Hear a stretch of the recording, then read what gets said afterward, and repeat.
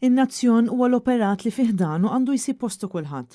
U għalhekk li għat-telet sena konsekuttiva se terġa' ssir il-Konferenza Nazzjonali l-Istat tan-Nazzjon, konferenza li tagħti ħarsa lejn kif qed jinbidel il-poplu Malti Wawċi filwaqt li joħroġ sħarriġ xjentifiku dwar kif qed tiżviluppa s-soċjetà tagħna. F'konferenza tal-aħbarijiet li saret l-erba' filgħodu fil-Palazz ta' San Anton, il-President ta' Malta George Vella qal li huwa importanti li wieħed jifhem li s-sors tal-informazzjoni huwa l-poplu stess, fejn dan l-isħarriġ huwa eżami oġġettiv tas-sitwazzjoni tal-poplu Malti minn aspetti differenti. Illum id-dinja timxi fuq xjenza, fis-sens li m'għadux iż-żmien tal-conjectures u żmien li tajt naħseb hekk jew naħseb hekk.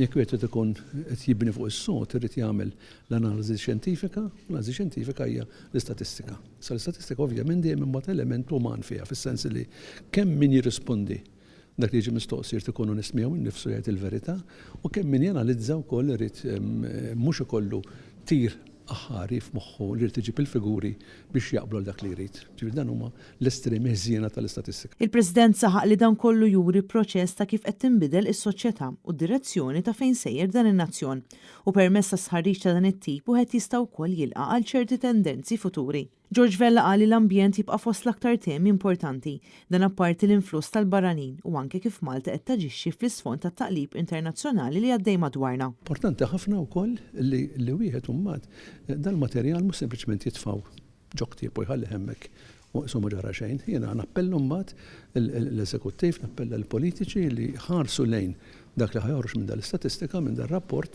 u fejn hemm il-bżonn jiġixxu fuq. Il-President tar-Repubblika wara wkoll it-tħassib tiegħu li fl-aħħar snin in-nies tilfu l-fiduċja tagħhom fl-istituzzjonijiet ta' pajjiżna u fil-mod ta' kif dawn qed jitmexxew. Qed nitkellmu wkoll fuq nazzjoni, kwetak il-fatt li qisu ma' żmien il-poplu qisu ma għandu fiduċja f'ċertu istituzzjoni f'pajjiżna fil-qorti, fil-qrati, fil-pulizija, inkwetak dal-fatt f'pajjiżna? Inkwetani bla dubju ta' xejn għaliex jiena nemmen illi għandu jkollna rispett lill-istituzzjonijiet. L-ebda istituzzjoni minn alla l-isfel mi perfetta, ġifieri wieħed għandu id-dritt u anki ovvjament il-fakultà li jikkritika. Min-naħa tiegħu l-espert tal-istatistika Vincent Marmara qal li dan l-isħarriġ xjentifiku se jkun jista' jitqabbel ma' snin preċedenti fejn l-interess prinċipali huwa li wieħed iħares iktar fil-fond lejn dawk l-aspetti li jsawru l-opinjonijiet tan-nies. Marmara qal li fl-isħarriġ li sar is-sena li għaddiet ħareġ b'mod ċar li l-inflazzjoni ħallit impatt fuq il-poplu kollu. Filwaqt it-televiżjoni baqa' l-iktar sors użat biex wieħed isegwi l-aħbarijiet. Apparti dan ħareġ ukoll li l-poplu Malti sar jemmen iktar falla milli jagħti każ ir-reliġjon. Sħarriġ illi wera kemm il-poplu Malti għandu għal qalbu lil pajjiżu u identifika lilu nnifsu ma' dak li huwa Malti. Dan filwaqt li matul l-aħħar snin sar assoċja ruħu iktar ma' affarijiet Ewropej.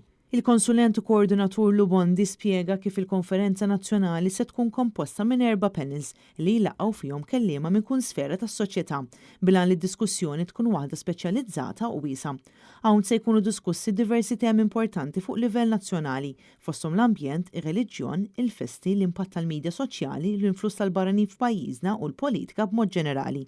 Fost dawk li se jieħdu sehem f'din il-konferenza se jkun hemm il-President tal-Parlament Ewropew Roberta Metsola, kif ukoll il-Kap tal-Partit Nazzjonalista Bernard Grech. Il-pubbliku qed ikun imħeġġeġ biex jattendi għal din il-konferenza u wieħed jista' jirreġistra permezz tal-email stat-tan-nazzjon@gov.mt.